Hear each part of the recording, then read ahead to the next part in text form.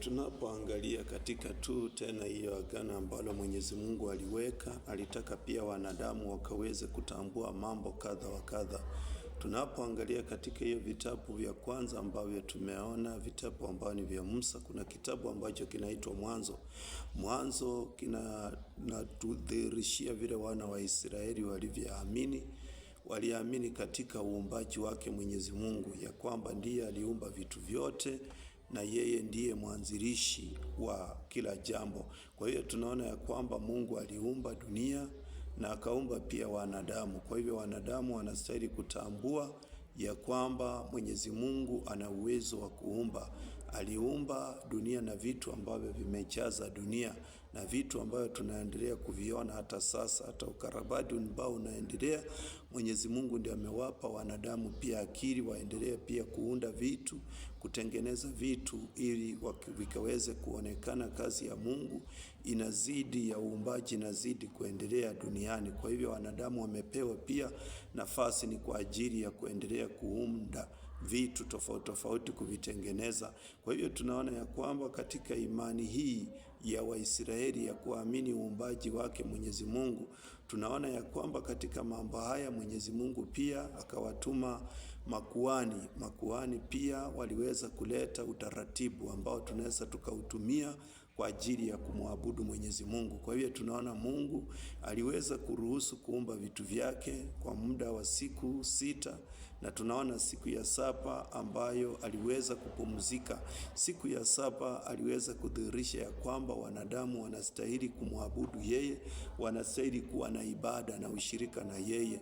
Na Mwenyezi Mungu alipowaambia kwamba siku ya Sabato mtaitakasa, alimaanisha ya kwamba wanadamu wawe na nafasi ya kumwabudu Mungu, lakini Mungu hakuweza kuweka utaratibu ambao angeweza kuufuata wakati huo. Lakini tunaona ya kwamba kupitia kwa makuhani ambao ameweza kuwateua sasa, ambao ni Walawi, tunaona ya kwamba waliweza kuweka utaratibu wa ibada. Na tunaona katika ibada za siku ya leo, kila dhehebu liko na utaratibu wake ambao umewekwa ni kwa ajili ya kuwezesha lengo kubwa mwanadamu akaweze kumwabudu Mwenyezi Mungu. Kwa hivyo utaratibu uliwezwa kuanzishwa. Mwenyezi Mungu aliweka utaratibu wa kuweka dunia, na tunaona kupitia pia kwa makuhani na Walawi wakaweka utaratibu wa ibada ambazo tuko nazo kwa siku ya leo. Na pia tunaona waanzilishi wengi wa madhehebu tofauti tofauti pia kuna utaratibu ambao wameweka. Ndio tunaona katika ulimwengu ambao twaishi, utaratibu wote wa kuabudu Mungu katika madhehebu tofauti tofauti wote si sawa. Ni utaratibu ambao umewekwa tofauti tofauti, lakini lengo kubwa ni kumwabudu Mwenyezi Mungu jinsi neno la Mungu linavyosema. Tuikumbuke siku ya Sabato tukaweze kuitakasa, yani tuwe karibu na Mwenyezi Mungu. Kwa hivyo tunaona ya kwamba siku maalumu zimewekwa ni kwa ajili ya ibada ya kumwabudu Mwenyezi Mungu. Tunaona ya kwamba katika bustani la Edeni kuna mambo pia ambayo Mwenyezi Mungu aliweka ikaweze kuwa ni nyumbani kwa mwanadamu, lakini tunaona ya kwamba walipomuasi Mwenyezi Mungu kwa sababu ya kutokuwa na imani au kwa kutokuwa watiifu kwake, walimuasi Mwenyezi Mungu. Na tunaona ya kwamba katika bustani ambayo alitaka iwe ni nyumbani kwa mwanadamu, kuna miti ambayo ilikuwa ni miwili ambayo ilikuwa ya muhimu. Kuna mti ambao ulikuwa ni wa ujuzi, ulikuwa na ujuzi wa mema na mabaya, na kulikuwa na mti ambao ulikuwa ni wa ujuzi wa mema peke yake. Kwa hiyo Mwenyezi Mungu alitaka katika nyumbani ambako ni kwa mwanadamu ambaye alimuumba, alitaka wawe ni mahali ambapo kwa kujua mema peke yake, sio mema na mabaya, bali wajue kitu kimoja peke yake. Kwa hivyo tunaona mwanadamu akataka pia kutumia akili yake ili aweze kujua zaidi. Kwa hivyo tunaona ya kwamba dhambi iliweza kuingia ya kumwasi Mwenyezi Mungu, dhambi ambayo ilikuwa ni ya kutotii. Kwa hivyo mwanadamu akakataa mapenzi ya Mungu, akakataa kuongozwa na nguvu za Mungu, na mwanadamu akaamua kufuata kitu kingine tofauti. Akaamua kusikia sauti ya shetani ambayo ni sauti ya upotovu. Kwa hiyo Mungu anataka tusikia sauti yake ili ikaweze kutuelekeza. Unaweza kuwa umejaribu sauti za wanadamu, umejaribu sauti za vitu za hekima na maarifa na akili yako ya kisomo chako, lakini zimefika mwisho. Ni vyema turudie hekima ya Mungu, turudie ushauri na kupata mwongozo kutoka kwake kupitia kwa mamlaka yake Mwenyezi Mungu. Kwa hiyo tunaona ya kwamba ghadhabu ilianza pale katika bustani la Edeni baada ya wanadamu kumwasi Mungu. Ghadhabu ikaanza.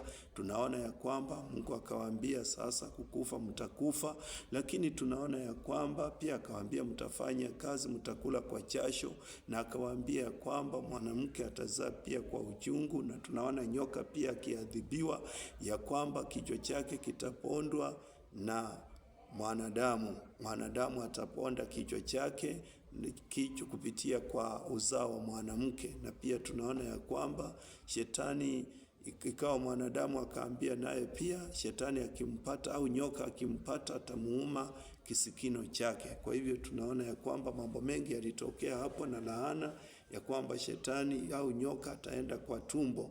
Kwa hivyo tunaona ya kwamba na ghadhabu, tunaona ya kwamba kufanya kazi si sehemu moja ya ghadhabu ya Mungu. Tunaona ya kwamba alionyesha ya kwamba mwanadamu atateseka katika hali hiyo yote kupitia katika atafanya kazi kwa bidii, yani kupita kiasi ambacho Mwenyezi Mungu alitaka, kwa sababu alipoumba mwanadamu Mungu alimwambia, alimweka katika bustani la Edeni ili akaweze kulima. Kwa hivyo tunaona ya kwamba kazi ni sehemu pia ya baraka ambazo Mwenyezi Mungu ametupa.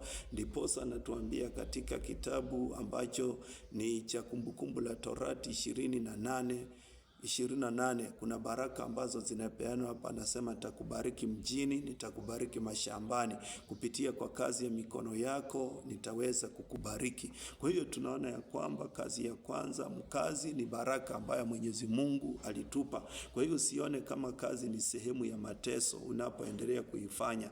Fanya kazi yoyote ambayo inatokea mbele yako ambayo ni nzuri. Na pia Mwenyezi Mungu akadhihirisha ya kwamba mwanadamu anastahili kutoa sadaka mbele zake. Mwenyezi Mungu akamtuma, tunaona Kaini na Haberi, ili wakaweze kuanza kuwa wazazi wa kwanza au wanadamu wa kwanza kutoa sadaka mbele zake Mwenyezi Mungu. Kwa hiyo tunaona ya kwamba sadaka ni nzuri mbele zake Mwenyezi Mungu, anaitaka. Ijapokuwa ukitoa kwa njia ambayo ni mbaya utapata laana, na ukitoa kwa njia iliyo nzuri ambayo si ya wivu, si ya majivuno, si ya kiburi,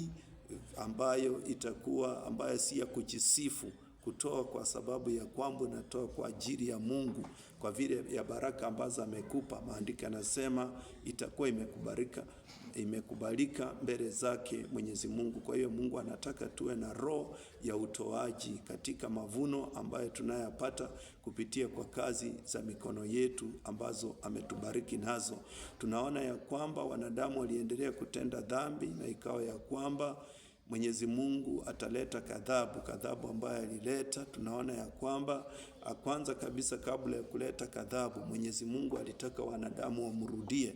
Akamtuma mtumishi wake ambaye ni Nuhu, ili akaweze kuambia wanadamu washirikiane kutengeneza safina, lakini wakakataa. Tunaona Nuhu akatengeneza safina, na tunaona akaingia na jamii yake na wanyama waliokuweko, na tunaona wale waliokataa wakaangamizwa katika ghadhabu ya gharika ambayo ilitendeka na dhoruba.